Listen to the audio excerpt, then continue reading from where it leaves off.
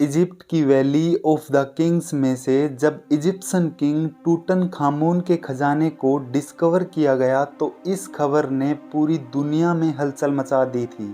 26 feet पहाड़ के अंदर छुपा हुआ ये खजाना 3000 सालों में पहली बार खोला गया था, जिसके अंदर बहुत सारा खजाना और किंग टूटनखामुन की मम्मी भी थी। और ये मिलने वाला खजाना बिल्कुल प्योर था और इसका कुल वजन 1,03,000 तोला सोने के बराबर था। वैसे तो ये मिलने वाला सारा खजाना प्राइसलेस था, लेकिन अगर एक एस्टीमेट भी लगाया जाए तो आज के दौर में इसकी कीमत लगभग 5.5 अरब रुपए के बराबर है। ये खजाना डिस्कवर होने के बाद आर्कियोलॉजिस्ट ये देखकर परेशान थे कि आज के मॉडर्न दौर में भी इतना ज़्यादा सोना पहाड़ों से ढूंढने और निकालने में एक माइनिंग कंपनी को कम से कम 10 साल लग जाते हैं। तो आखिर 3000 साल पहले ना ही कोई मशीनरी थी और ना ही कोई टेक्नोलॉजी थी। तब एंशिएंट इजिप्शियन ने सोना निकाला तो आखिर कैसे और कहां से? फ्रेंच गोल्ड एक्सपर्ट थॉमस फाउसर अपनी टीम के साथ इस मुश्किल राज को जानने के लिए मैदान में उतर आए। सबसे पहले थॉमस ने मिलने वाले सोने को कई सालों तक अच्छी तरह स्टडी किया और उसकी कंपोजिशन अलग अलग जगहों से निकलने वाले गोल्ड से कंपेयर की। कई सालों के बाद आखिरकार थॉमस और उसकी टीम को ये तो मालूम पड़ चुका था कि टूटनखामुन के खजाने से मिलने वाला सोना भी किंग्स वैली के आसपास के पहाड़ों से ही निकाला गया था। अब वो चैलेंज था वो पहाड़ ढूंढने का जहां से एंशिएंट माइनर इतना ज़्यादा सोना निकालते थे। लेकिन ये काम कोई आसान काम नहीं था।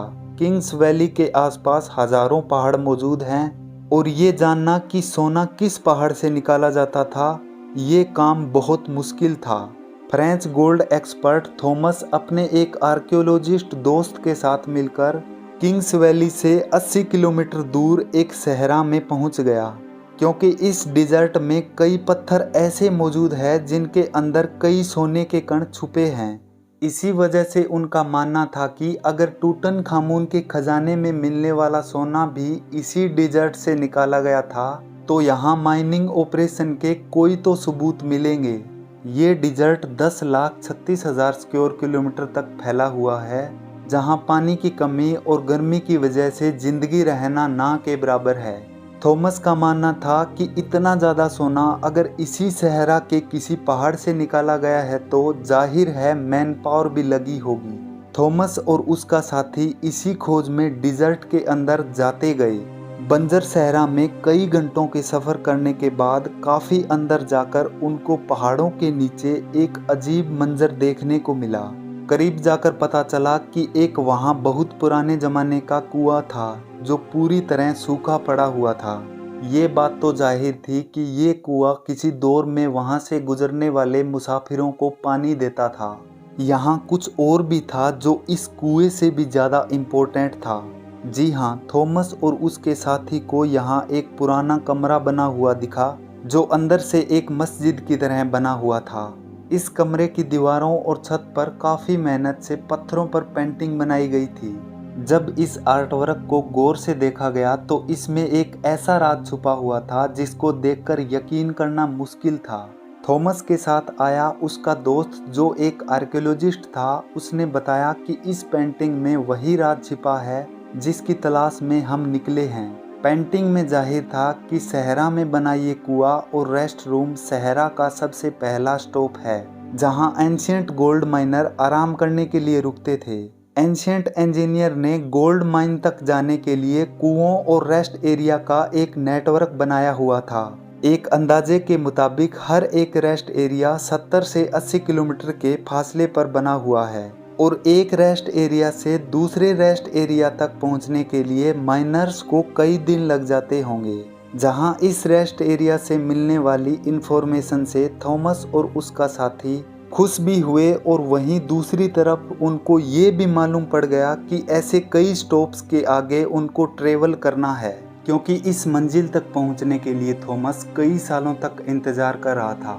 और वो मंजिल अब बहुत ज़्यादा करीब दिख रही थी। इसी वजह से उन्होंने सहरा की गहराई तक जाने का फैसला किया। बंजर सहरा में एक के बाद दूसरा रेस्ट एरिया आता गया, लेकिन गोल्ड माइन जैसी कोई भी चीज़ नज़र नहीं आ रही थी। आखिरकार 2 दिनों के बाद थॉमस को एक पहाड़ के किनारे बहुत सारे बड़े पत्थर दिखाई दिए। देखने में तो ये नॉर्मल सीन था, लेकिन थॉमस का मानना था कि ये जगह एंशिएंट गोल्ड माइनर का कैंप लगती है। और हुआ भी कुछ ऐसा। जी हाँ, इस जगह पर पत्थरों से बने कुछ ऐसे टूल्स मिले जिनकी मदद से पत्थरों को तोड़कर पत्थरों से सोना निकाला जाता था। ये पत्थर जो दिखने में एक नॉर्मल पत्थर लगता है, इसको इस टूल की मदद से तोड़कर क्रश किया जाता था और फिर उस क्रश में से सोने के कण अलग किए जाते थे।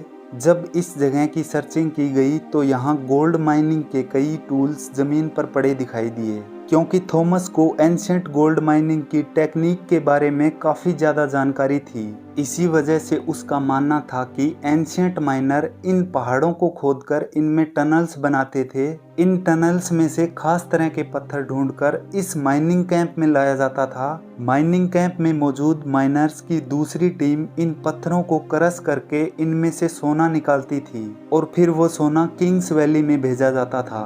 थॉमस को एक एंशिएंट गोल्ड माइनिंग कैंप तो मिल चुका था, लेकिन अफसोस इस बात का था कि जिन टनल्स की वो बात कर रहा था, ऐसा एक भी टनल्स उसको दिखाई नहीं दिया। शायद हजारों साल पहले खोदे गए टनल्स कमजोर थे और अर्थक्वेक की वजह से कोलैब हो चुके थे। एक्सपर्ट्स का मानना है कि गोल्ड माइनिंग का ये तरीका बहुत ही ज़्यादा मुश्किल है। अगर उस समय में 100 लोग एक हफ्ते तक गोल्ड माइनिंग का काम करते होंगे तो उसमें से वो सिर्फ 1 चम्मच गोल्ड ही निकालते होंगे। यानी ये कहना बिल्कुल भी गलत नहीं होगा कि टूटनखामुन के खजाने से मिलने वाला गोल्ड माइन करने के लिए हजारों एंशिएंट माइनर एक ही वक्त में काम करते थे, लेकिन फिर भी उनको ये टास्क कंप्लीट करने के लिए कई साल लगे होंगे। माइन किया गया सोना छोटे छोटे कणों की फॉर्म में किंग्स वैली भेजा जाता था, जहां पर एक अलग टीम उस सोने को अलग अलग शेप में बनाती होगी, जिसमें टूटनखामुन का death mask, coffin, statue, jewellery, chair और गोल्ड चैरियट भी शामिल था।